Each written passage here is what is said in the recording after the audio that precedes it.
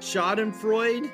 Everybody must have screamed, ah! He's a song hero. A little pushy. Are you back from listening to Stairway to Heaven twice? Now, those are just words I looked up on the internet. Unreasonable Doubt, a podcast about West Virginia University basketball, starts now. Happy New Year, everyone. West Virginia's undefeated in 2023. Let me be the first one to tell you that one. Hello, from the studio in Nitro, West Virginia. This is Unreasonable Doubt. It's a podcast about West Virginia University basketball, part of the Basketball Podcast Network. I'm Josh Witt. This is episode 13, Kansas State. And, you know, there hasn't been a nail-biter yet. 10 double-digit wins, 2 double-digit losses. Nothing really in doubt at the final buzzer. And this one goes to overtime. So the opposite of the first 12 games. And, of course, the last game of the day. So you got to wait the anticipation for conference play for the first Big 12 game of the schedule, and you get it at the end of the day. And it's a nail-biter. It's a nail-biter, and West Virginia falls to Kansas State 82-76 in overtime. 2 Mountaineers got a double-double. One guy who wasn't those two guys almost got a triple-double. West Virginia out-rebounded Kansas State by 14. Kansas State shot 19% from three. And West Virginia didn't win. And that's a bummer. I mean, it's similar to the Xavier game. Had a good first half, up 11, probably should have been up more. Why? Kansas State couldn't throw it in the ocean. Whatever phrase you want to use, broadside of a barn, couldn't buy a bucket, couldn't catch a cold. Can you do couldn't catch a cold after the pandemic? I don't guess you're going to hear that as much because everybody can catch the cold. But West Virginia had plenty of opportunities to make that lead bigger. Jimmy Bell got to the line a bunch in the first half.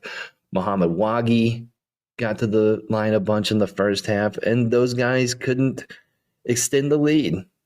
And then the second half started, and it was such a crazy way for the second half to start. I mean, it's not even a minute into the second half, and Eric Stevenson fouls in what Bob Huggins was calling the little guy. I mean, I don't call that guy the little guy. I call him Noel because I remember him from last year being really good at basketball. So I had complete respect for that guy, and Huggins does too, but Huggins also calls him the little guy. So anyways, the little guy drives, the Knowles drives. Eric Stevenson, who had foul trouble in the first half, apparently fouls him multiple times. He fouled him in a personal foul way, and then he fouled him in what the broadcast team called a contact technical. Apparently he hit him. He was going for the ball, but apparently he hit Noel in the head. And not apparently. It was very clear that he did hit him in the head going for the basketball. And then in the moment, I thought he got a technical foul. I honestly thought he got a T for approaching the guy and, being apologetic, wanting to help him up. Stevenson's got called for a technical foul this year, and it was with his words for sure. Not this time. Anyways, he goes from 2 fouls to 4 fouls immediately with 19 minutes and 30 seconds left in the game. So I don't know. I did not expect 2 fouls to come out of that play. Did not see it coming. And so then he has 4 fouls. He has to sit for most of the rest of the game. And so enter Kobe Johnson, enter Seth Wilson, and those guys need reps. It's good to get reps on the road. And this is good experience for them in their future, wherever their future is. But with them on the floor, the lead evaporated within 7 minutes.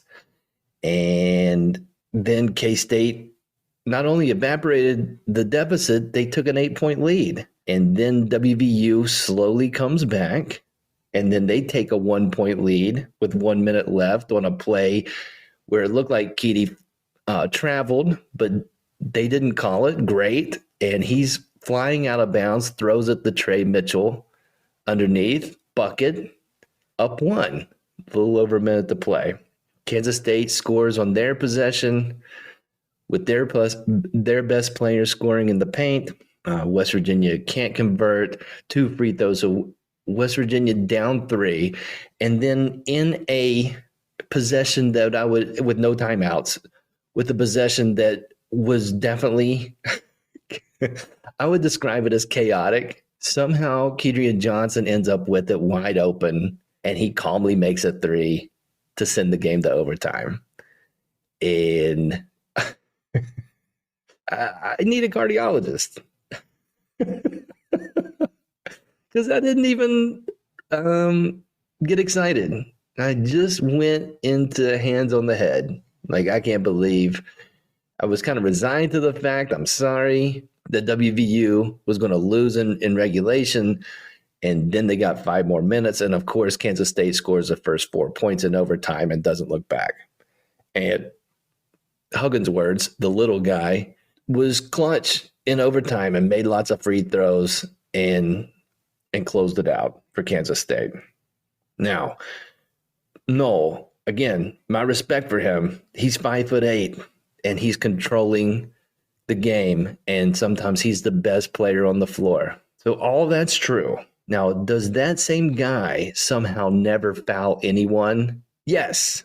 That, I don't know how he, as aggressive as he is, he does not get personal fouls. I don't understand it. Now, another thing, every time that he gets touched, foul or not, does he point to the does he point to the scoreboard and look at the replay and like, hey, ref, something obviously terrible has happened to me that's more than just a personal foul? Does that guy do that a lot? He did tonight. He absolutely did tonight. Again, overall respect to Noel, because he was, he sealed it for Kansas State. But those other things are true and slightly annoying. But West Virginia took this game to overtime with Eric Stevenson having a rough night, 4 fouls with 19 and a half minutes left to go. That's not great. And before that, he wasn't setting the world on fire. And when he got his chance late, he did put a couple of buckets together. But ultimately, it's going to be tough for West Virginia to win when one of their best players and leading scorer is not on the floor and has 4 fouls with 19 and a half minutes left. I'm not saying something you don't know, Joe Toussaint, 5 fouls in 17 minutes, not great. I mean, overall, the guards tonight for WVU didn't get it done. And West Virginia had 20 turnovers, which is not great. Not great at all. And Jimmy and Mo, they missed a combined 12 free throws. And so that only comes up in a close game. When it's a close game, what do you look at? You look at free throws. That's the first. You look at other things, right? But you definitely look at what did you do in shots where nobody's guarding you. And that's 12 shots missed. Are those guys expected to shoot great from the free throw line? I don't expect that from them. Can I get them to make 50% of their shots? If they make 50% of their free throws, then West Virginia wins this game. And Kansas State was switching a bunch. And poor Jimmy Bell, he's got no on him sometimes. And West Virginia cannot get him the ball. That first possession in overtime, Mo Waggy tried to turn the ball over like 3 times in 4 seconds. So the sloppy handling of the ball continues by WVU, and they paid for it tonight in a close game. And there were long stretches where West Virginia didn't score a basket. As good as this offense has been, and they ended up shooting, around 42%, which is not great, but not WVU terrible, But they hung in, because this won't be the last time this happens in Big 12 play where it's rock fight from the get-go. And so all that was bad, and yet the positive here, I really liked what I saw from Trey Mitchell tonight. The most impressed I've been with him for a game. And Bob Huggins saw it too, because he played a team high 41 minutes tonight and not finesse. Trey Mitchell not finesse tonight, getting rebounds, 13 rebounds. And that's the most he's had since his freshman year at UMass. And he was getting buckets close to the basket, played physical, and Huggins left him out there, and he deserved to be out there. And so that's the most impressed I've been with Trey Mitchell after a basketball game. And Emmett Matthews, who hasn't played in 3 weeks, he played 39 minutes. He got some runaway dunks there in the first half and made some clutch baskets late in the second half. And that is something, some of those baskets that Emmett Matthews was getting there late, we haven't seen that from him in his first 3 seasons at WVU. And he's doing it in his final year. And so that's awesome to see on the road. You got to rely on guys with experience, guys who have been there. And Matthews has been there, and he did some things where it's like, let's lean on Emmett. And it's awesome that we can do that a little bit. It'd be great if West Virginia would have got the win. But still good reps and something you kind of put in the back of your mind, like, in a get a bucket of time. I don't know if I had Emmett Matthews on the list, but he wanted the ball and he was getting to the basket and he was making some clutch shots. So I like that. And Mo Waggy, who has kind of struggled here in the last few games after coming out like a firecracker, tonight, 10 points, 10 rebounds. Again, the free throw stuff was bad, but he had a career high in minutes, rebounds, and blocks.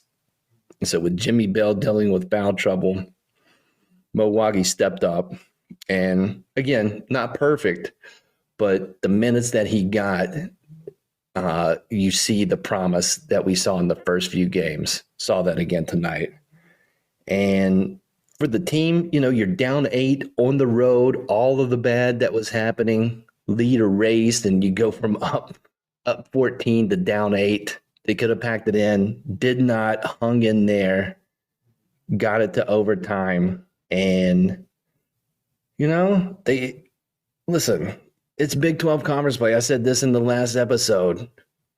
Every road game is going to be difficult. Try to win all of your games at home. And this was a difficult one, and they weren't the only road team in the Big 12 that had a tough time today. Only Texas was able to pull out a road win today at Oklahoma, and they won by 1. So it's tough sledding in this conference on the road. And Texas is a top 10 team, and they squeaked by Oklahoma. And Oklahoma State was up 15 at the half in the fog, and Kansas came back to win that one. And I tried to put the in-game money line bet on Kansas jinx, thinking that would help Oklahoma State secure the victory. It did not. So you're not out of the ordinary losing on the road in conference. But the bummer is that WVU had a double-digit halftime lead and they couldn't seal the deal. And so you have 2 true road losses. Both of them you had halftime leads. Both you couldn't close out. So no major changes on how I feel about this team. One final thing I'll say about this game, because I watch a lot of sports a day. I watch a ton of basketball. It's great to have just a full day of basketball that I cared about. And it started with UConn and Xavier, and watching that game, a lot of points scored, and you just didn't notice that the referees were out there. I mean, I know every college basketball game has 3 referees. I'm pretty sure that that's like a standard on the court. But sometimes you can watch basketball and the way the game is played, you would think, you know what? Maybe this is just guys playing basketball and no referees. Like something where you're watching and you're saying, this is fun to watch and I'm not hearing a ton of whistles, and that's great. And I'll just say this about the West Virginia-Kansas State game. Not once in the entire 40 minutes of regulation and 5 minutes of overtime did I ever think and watch and think that there's no referee out there. The referees for the West Virginia-Kansas State game, I knew they were out there. You know what I mean? Are you picking up what I'm laying down? I just knew this game is being refereed. And games need to be refereed. I'm not saying to not have referees. I just want some moments in a game where I feel like guys are just playing basketball.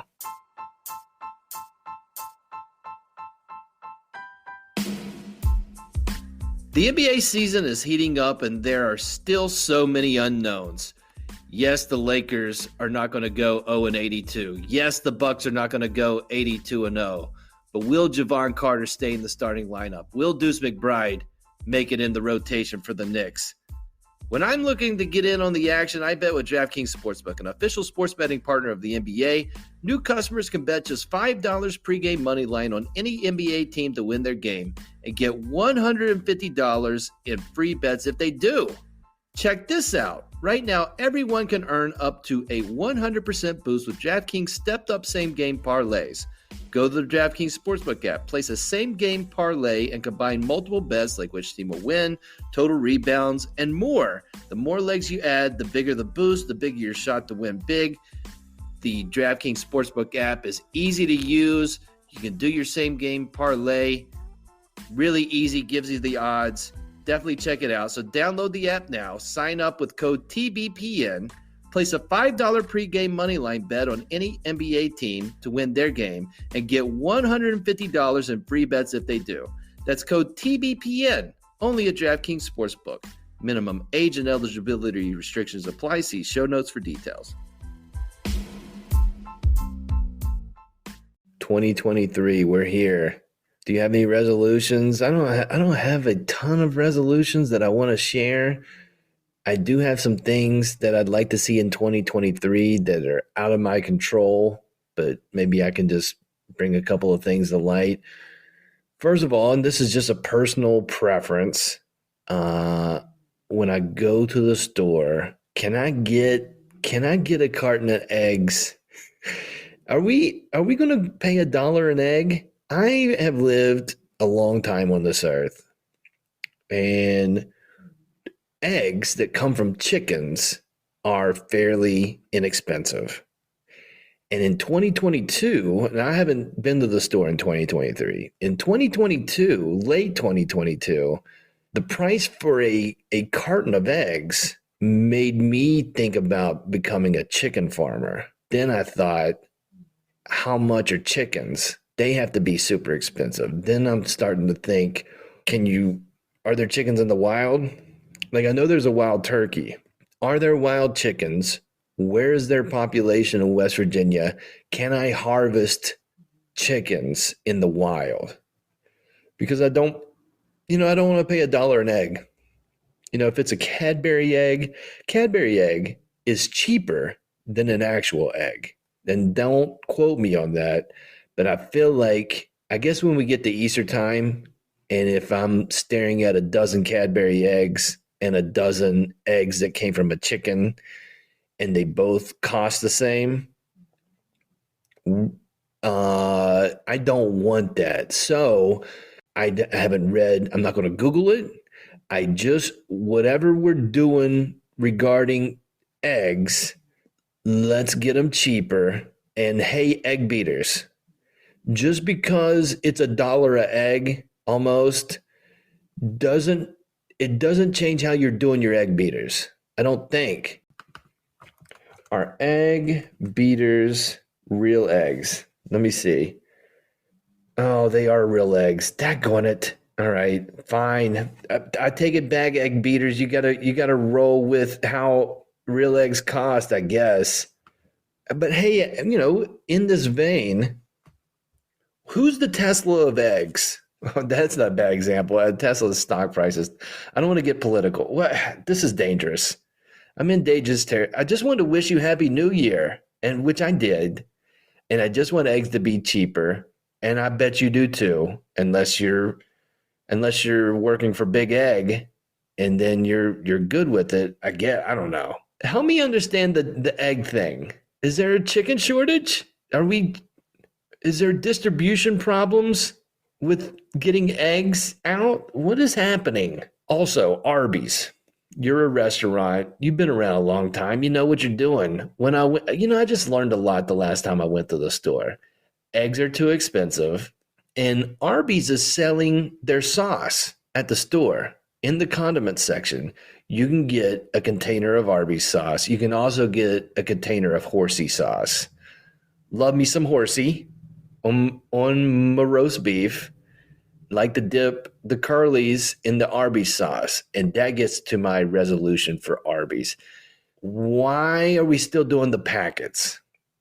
Yes, the comeback would be because you put the packet on the roast beef sandwich, but you got curly fries too, and you've got things, and you can squish a dunking packet. What is that thing called? The sauce packet that you can dip things in, and you've got nugs. Hey, Arby's, you got nugs. I'm not dunking my nugs in anything because it's in a packet. It's in the Arby's sauce. Just change it. You know how like McDonald's, you got the sauces and you can dip it in the sauce, and you go to Chick-fil-A and you dip it in the sauce, and you go to Captain D's and you dip it in the sauce. All these places, even Heinz, they figured out the technology that you can dip it and you can squeeze it. So maybe talk to our friends at Heinz Arby's and get that Arby's sauce in something that I can dunk in. It's 2023.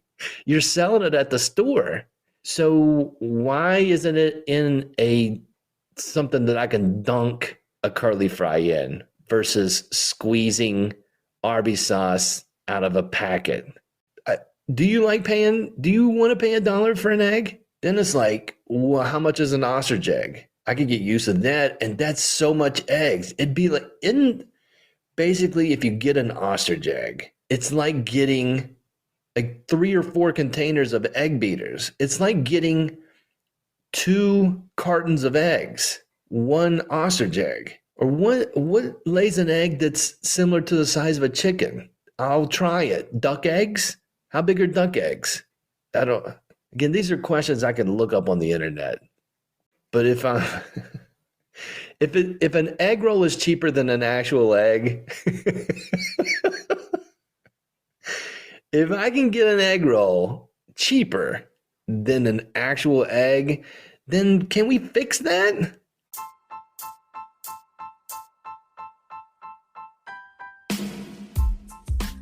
Are you a DC person or a Marvel person? You know the difference. DC, Superman, Batman, Catwoman, Robin, DC, Justice League, Zack Snyder. Isn't he in the DC universe?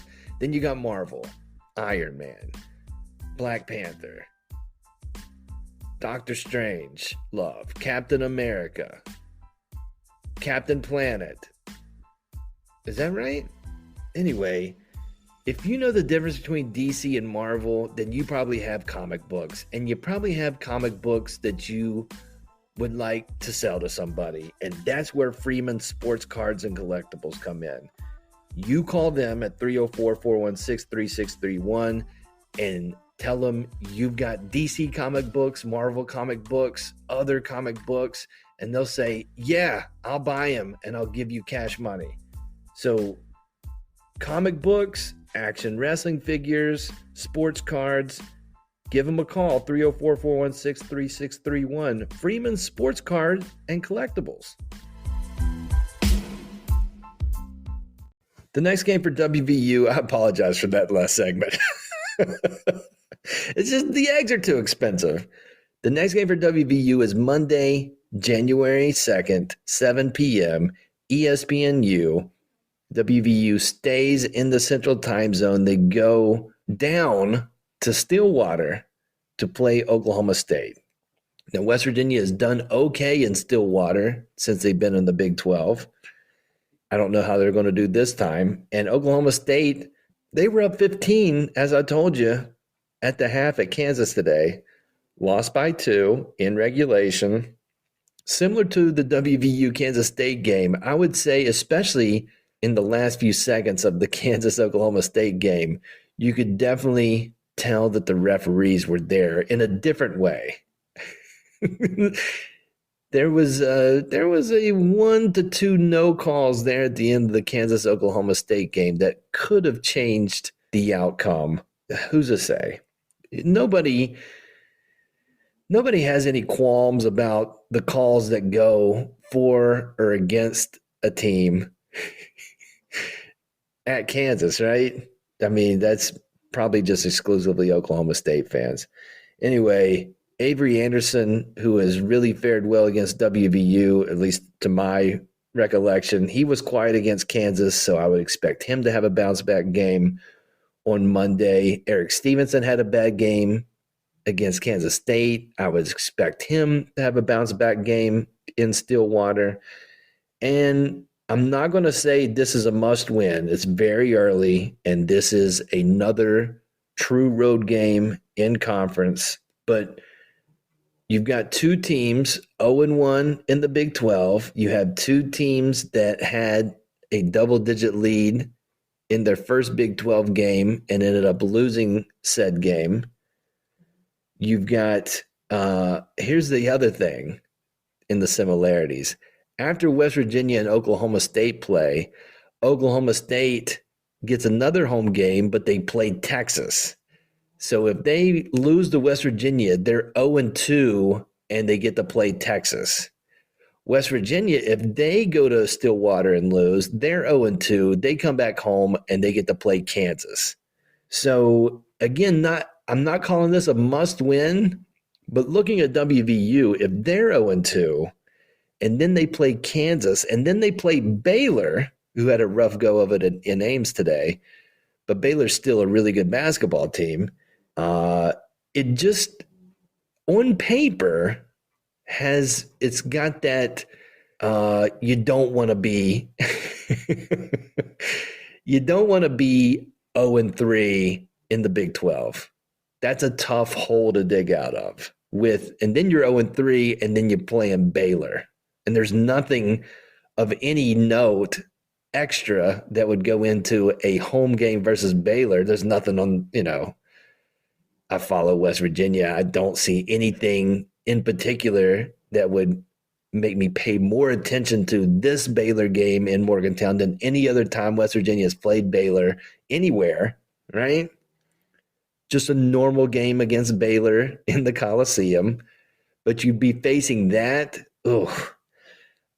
It's just, again, not must win, but if you don't win this one, if you're West Virginia, then very early in the season, we're getting the must-win territory. If you're getting into must-win games before the middle of January, then that's a lot of stakes, because then you've got another 14 games to play. So Oklahoma State better at defense, according to the computers, than Kansas State. Oklahoma State also not good at holding on to the ball. They turn the ball over a lot. West Virginia fairly good at turning teams over, and Kansas State did not turn the ball over a lot tonight. Their point guard did very well, had the ball a lot, took care of it. Oklahoma State does not take care of it. Can West Virginia take advantage of that? And you look at history, I like to look at history. West Virginia has only started Big 12 play with 2 losses once. And guess what? That time that they went 0-2 to start the Big 12, that team did not make the NCAA tournament. It was Emmett Matthews' freshman year, and they didn't stop at 0-2. That team got to 0-5 in Big 12 play. And I'm not saying this year's team is like the 2019 team. Completely different makeup of the team, right? But the slippery slope is tonight, again, there's pros and cons, there's positives and negatives to tonight's loss. and it's one game out of 30 some. But flashback to 2019, West Virginia starts 0-1 in Big 12 play in a game they lost by single digits, was up late, could have won the first game, did not. Then they lose a second game. They didn't have a lead late in that one, but they lost under 10 points. And then the third game, they lost by 2. And so you could argue 2 out of those 3 games in 2019, West Virginia could have won those games, but they didn't. And then they got smoked in the next 2 games, 0-5. Sad season commences, right? So I'm not putting that on this team. I'm just saying in a conference that has super tough challenges everywhere you look, any team that digs a hole in this conference, there's not the next game where you're like, oh, okay, here's a breather. So that makes it not a must win, but an important one nevertheless. That's it for this episode of Unreasonable Doubt. Listen on all the platforms or just pick one. In 2023, you have 365 days left if you're listening on New Year's Day, including today. So one day in 365 days in 2023, hit the 5-star button if you're listening on Apple Podcasts, and a lot of you do. Hit the 5 stars, and that helps this podcast. And if you're feeling froggy, shout out to TCU football, then leave a review. Until next time, I'm Josh Witt. This has been Unreasonable Doubt, WVU for the 2022-2023 season. They have 10 wins and they have 3 losses.